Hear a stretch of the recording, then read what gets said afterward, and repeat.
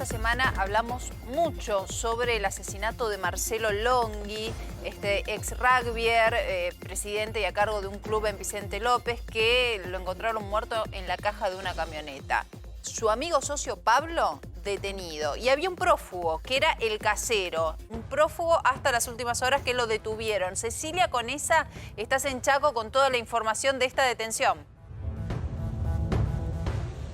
Muy buenas tardes, Soledad, muy buenas tardes, Rolando, y a todo el equipo. Es así, hoy alrededor de las 11:30 de la mañana lograron capturar al casero y a uno de los presuntos asesinos del ex rugby Marcelo Longhi. Lo capturaron aquí a 4 cuadras del Departamento de Investigaciones que se encuentra aquí en Resistencia. Lo capturaron en pleno centro, Soledad, más precisamente en la Plaza España. Esta persona, que era el casero del ex rugby, también tenía una causa en Resistencia por tentativa de homicidio con arma blanca. Para esto y para que nos cuente cómo fue el procedimiento para llegar a capturarlos a Ramón Flores, el casero de 40 años, nos encontramos con Alejandro Domínguez, quien es encargado y responsable de la prensa de la Policía del Chaco. Alejandro, contanos cómo fue el procedimiento para llegar a capturarlo a Ramón Flores. Bueno, ¿qué tal? Muy buenas tardes, Soledad, Rolando y a todos los televidentes. La verdad que es un trabajo que desde el primer momento en que la Policía del Chaco, a través de la División de Delitos contra las Personas, de aquí, que depende justamente del Departamento de Investigaciones, el día viernes le llega un oficio a través de un correo en donde ellos solicitan la colaboración para dar justamente con el sospechoso, uno de los sospechosos de el homicidio de Marcelo Longhi, y a raíz de eso se comienza a trabajar, se empieza a hacer averiguaciones. El supuesto autor nacido en la zona de Machagay, a unos 140 kilómetros aquí en la provincia de la capital chaqueña, y con domicilio en otra ciudad de aquí también del Chaco, así que se empezó a hacer un trabajo muy minucioso con averiguaciones de los familiares, amigos que lo tenían oculto justamente a esta persona. Alejandro, usted lo que quiere decir es que estaba escondido, no estaba en su domicilio habitual. No, él estaba escondido justamente con colaboración seguramente de allegados a esta persona, porque se estaba vigilando ya varios domicilios, y bueno, y así se fue a que esta persona sale de uno de estos domicilios que se tenía bajo vigilancia y es interceptado en una de las avenidas aquí, en una intersección de la avenida Rodríguez Peña y San Martín. En la plaza, en la vía pública. No, yo le quiero preguntar por los antecedentes de este hombre, porque a nosotros nos habían dicho, incluso lo mencionamos esta semana en el noticiero, que no era ningún trigo limpio, pero usted nos habla directamente de una causa por tentativa de homicidio. Exactamente. Él, digamos, en este momento está a disposición de la Cámara Criminal número 2 de aquí en la ciudad de Resistencia por una causa en el año 2015 en una tentativa de homicidio, en el cual va a ser juzgado primeramente por esa circunstancia y posteriormente, a través de un exhorto judicial, va a ser llevado a la provincia de Buenos Aires por el homicidio de Marcelo Longhi. Sí, en Buenos Aires tiene una acusación bastante peor de que una tentativa. En este caso es un homicidio consumado y donde él además mintió, porque él dijo que había visto cómo Longhi se iba. Entonces ahora se sospecha que él participó del crimen junto a su amigo Pablo Achar. Así es, exactamente. Esa es las distintas elementos probatorios que la Fiscalía, que viene trabajando allí en la provincia de Buenos Aires, tiene justamente la suficiente prueba para ordenar la detención. Es por eso que ellos piden la colaboración a la Policía del Chaco, y bueno, aquí el área de investigaciones en 4 días pudo detener a esta persona, que era ya buscada hace un tiempo. Recordemos que ese homicidio ocurrió el 12 de enero y bueno, de allí a la fecha este sería la segunda persona implicada en este caso. Le agradecemos mucho la información, Cecilia. Para concluir, ¿había clima de estar buscándolo en la provincia? Digamos, esto había conmocionado aquí en Buenos Aires. Era una conmoción el asesinato, pero ¿ya lo estaban buscando? ¿Estaban pendientes de esta noticia? Sí, totalmente lo estaban buscando, Soledad. Se veían muchos operativos, tanto en el centro de resistencias como en las afueras, ya que en primer lugar habían detectado un teléfono que había usado esta persona, el ex casero del ex rugby, un teléfono que había usado esta persona para comunicarse con sus allegados. Una vez que lograron contactar la antena más cercana a ese teléfono que usaba Ramón Flores, lograron llegar al domicilio que mencionaba Alejandro recién y de allí hacer un seguimiento y poder capturarlo en la Plaza España, una de las plazas principales Cecilia, aquí de la capital. Hay que recordar que acá se sospechaba si estaba vivo incluso. Se pensaba que podía no estar vivo porque no había paradero. O sea, lo que se sabía es que Achar lo había llevado. Aquí lo suma Martín Candalaf con otros detalles que se conocen desde Buenos Aires.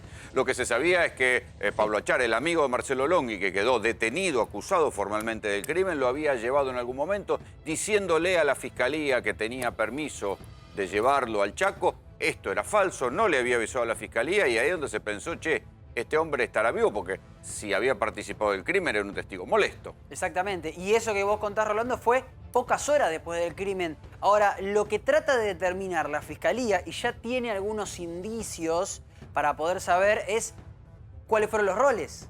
¿Qué hizo Achard adentro del campo y qué hizo Flores adentro del campo? ¿Quién lo asesinó finalmente? Y ahora ¿Quién lo terminó uno va a hablar para mejorar su situación, seguramente. Muy probablemente.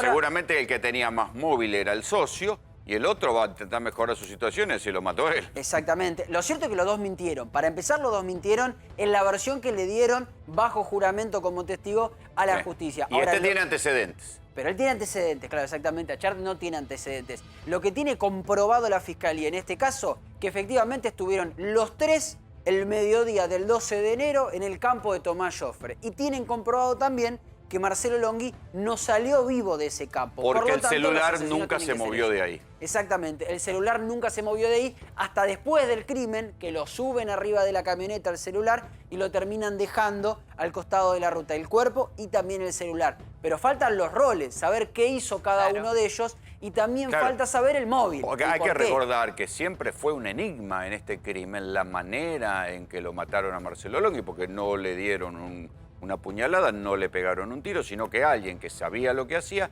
lo desnucó con una maniobra. Claro. Le pegaron una trompada en la cara. ¿Quién pudo ser el que sabía o tenía la fuerza necesaria para desnucar un tipo entrenado de más de 100 kilos?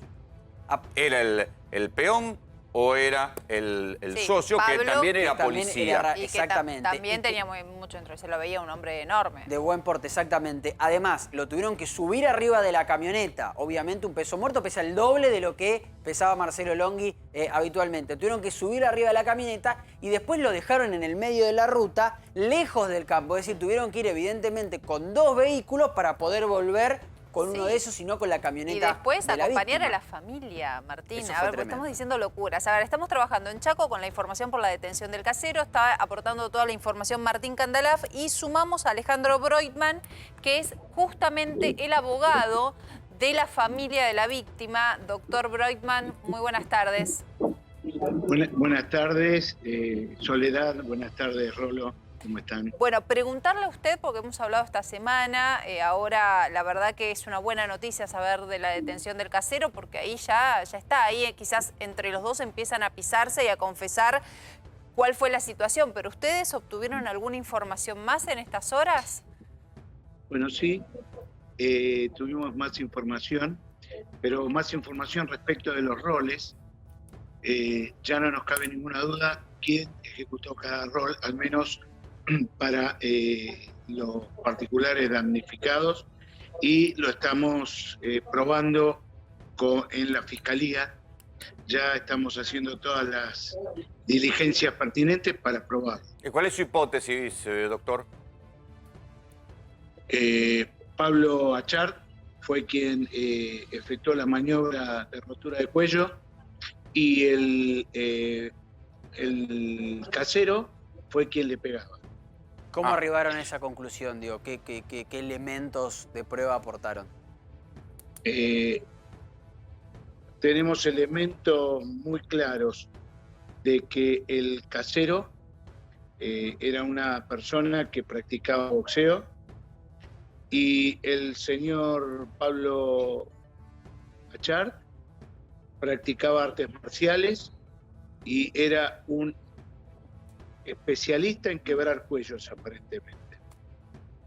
Especialista en quebrar. Ah, Era una técnica que ya se la sí, conocía de sus padres. él era policía, tenía una agencia o había tenido una agencia de seguridad, entonces por eso usted da a entender que él tenía alguna práctica profesional y algún entrenamiento profesional que podía conducir a esto.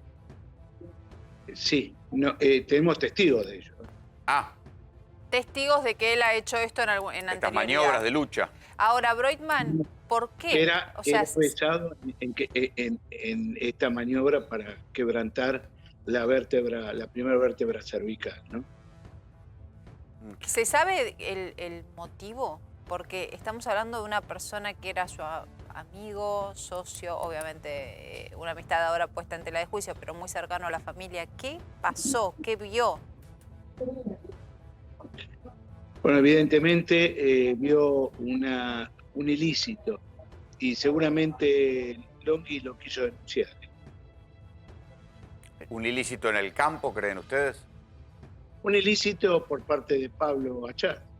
O sea, una cuestión... Y Claro, que le haya robado dinero o que algo pasaba en el campo, a sus espaldas. No, para nosotros fue que se enteró de que Achart lo usó para, inocentemente, actuó Marcelo, para ir a buscar a esta persona al Chaco, para así mantenerlo oculto y que evada el accionar de la justicia en el Chaco. Está bien, pero ¿cuál sería el interés de Achart de traer a una persona acusada de un crimen al campo?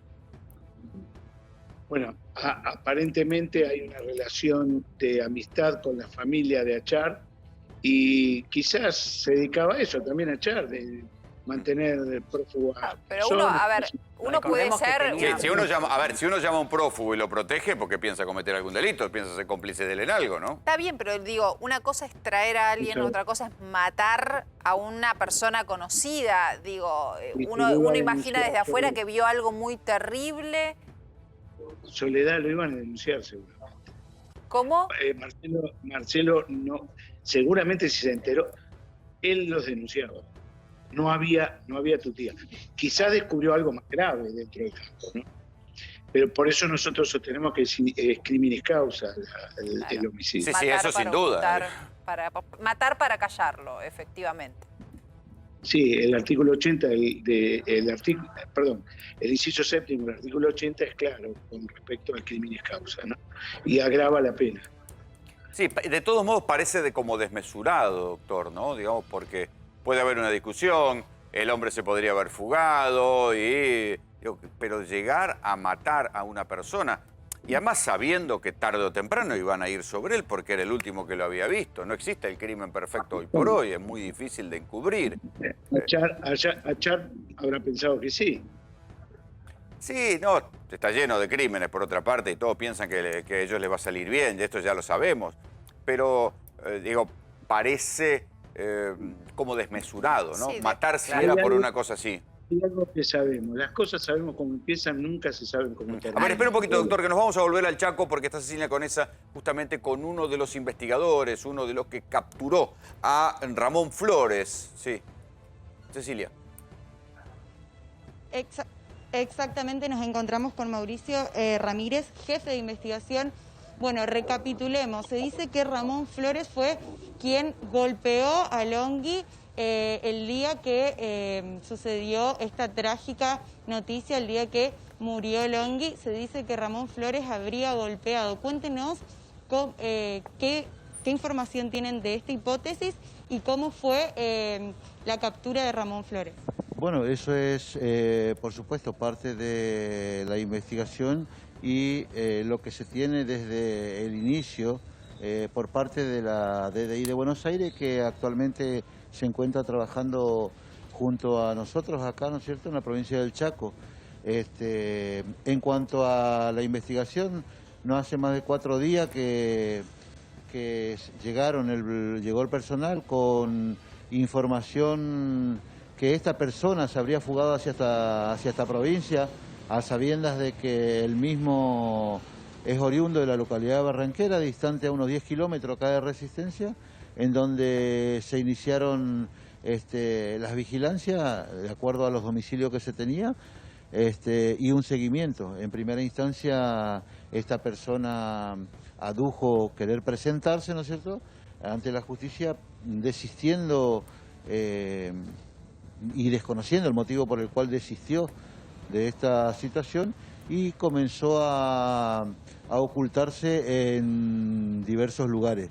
Es tal así que hoy se observa de salir de un domicilio muy lejano al que se tenía como propio del mismo, que está, digamos, acá en la ciudad de Resistencia, en donde se inició un seguimiento en horas del mediodía y se logró la aprehensión acá en cercanía, acá en pleno microcentro.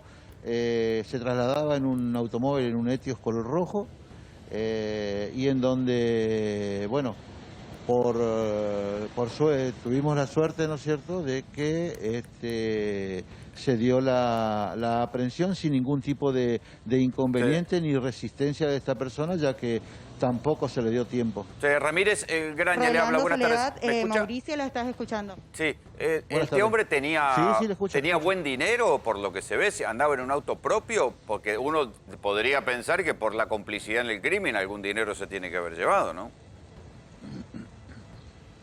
Si bien se estableció, ¿no es cierto?, que el vehículo no sería de él, pero sí habría adquirido algunos bienes posterior a la llegada de acá a la provincia nuevamente, inclusive una motocicleta de alta cilindrada. Ah, está, bueno, claro, ahí uno puede decir, claro, señor se había venido con un dinero por el trabajo sucio que había hecho, ¿no? Porque no es que se iba a llenar de plata trabajando como peón en un campo en Buenos Aires, mucho más no estando prófugo. Ahora, Ramírez, ustedes tienen la sensación, porque imagino que en Chaco hay muchos lugares para esconderse y uno tardaría muchísimo tiempo en encontrar a una persona.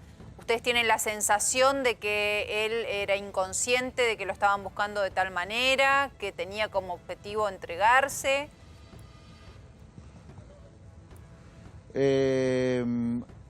Aparentemente estaba seguro del lugar en donde se hallaba, ya que es un barrio bastante grande, un lugar bastante conflictivo, en donde a veces se nos hace difícil las tareas, pero... ¿Cómo llegaron a él? Se movía... ¿Denuncia de algún vecino, de algún familiar? ¿Cómo llegaron? No, estuvimos trabajando en forma conjunta con la DDI de ahí de Provincia de Buenos Aires, quien nos proporcionaba la información de sus movimientos a través de su teléfono. Porque ¿conservaba el teléfono celular todavía? De una entrevista. ¿Dio una entrevista? Un segundo, Sí, Ramírez. Martín, Sí, Ramírez ¿dio lo una entrevista? Ramírez lo debe saber también. Dio una entrevista a un medio chaqueño que lo llamó por teléfono, estaban grabando esa conversación, le hicieron algunas preguntas y él manifiesta ahí que no tiene nada que ver, que él es inocente, que va a demostrar su inocencia y que iba a entregarse en las próximas horas. Sí, hasta dio una entrevista estando prófugo. Ah, es una locura, Ramírez. Sí. No era... Sí. Lo que pasa es que ahí, ojo, porque ahí, si él está diciendo esto, es porque va a decir el que lo mató fue el otro. Señalar a Pablo Achar.